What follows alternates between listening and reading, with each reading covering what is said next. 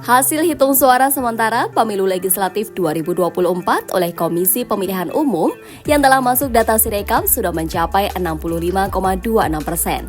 Partai Demokrasi Indonesia Perjuangan (PDIP) masih menduduki posisi teratas perolehan suara.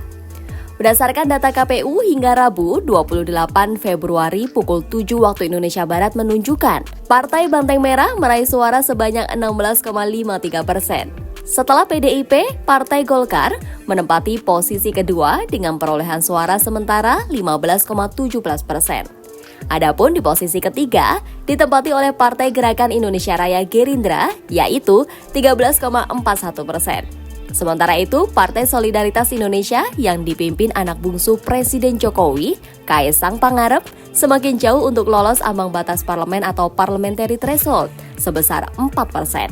Sampai saat ini perolehan suara PSI hanya sebanyak 2,79%. Di sisi lain, hitung suara untuk calon anggota legislatif DPR RI juga terus berjalan. Sejumlah Serikandi yang pernah duduk sebagai anggota DPR dan kembali mengikuti kontestasi Pileg berhasil meraih suara tertinggi dalam pesta demokrasi kali ini. Ketua DPR dan Ketua DPP PDIP Puan Maharani memperoleh suara terbanyak dari Dapil Jawa Tengah 5 dengan memperoleh 187.695 suara. Pada Pileg 2019 lalu, Puan Maharani tercatat sebagai caleg dengan perolehan suara terbanyak, dengan perolehan suara sebanyak 404.034 suara.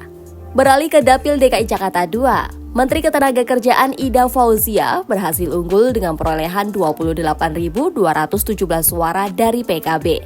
Jika lolos, calon Wakil Gubernur Jawa Tengah tahun 2018 ini akan menduduki jabatan anggota DPR untuk kelima kalinya.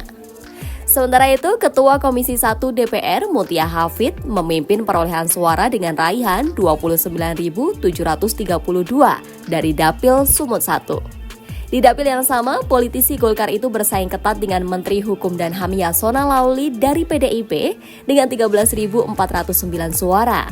Selain itu, aktris sekaligus istri musisi Ahmad Dhani, Mulan Jameela, kembali maju sebagai caleg DPR RI dari Partai Gerindra di Jawa Barat 11. Mulan berada di posisi kedua dengan 45.695 suara. Disusul sesama petahana Muhammad Hussein Fadullah 118.318 suara di partai yang sama di dapil tersebut. Masih dari dapil Jawa Barat, tepatnya Jawa Barat 4, artis Desi Ratnasari kembali meraih suara tinggi yakni 32.282 melalui PAN. Di dapil yang sama, terdapat politisi PDIP Ripka Ciptaning dengan perolehan tinggi di internal partainya meraih 17.933 suara. Dari Partai Nasdem, Wakil Ketua MPR Lestari Mordijat unggul dengan meraih 67.467 dari Dapil Jawa Tengah 2.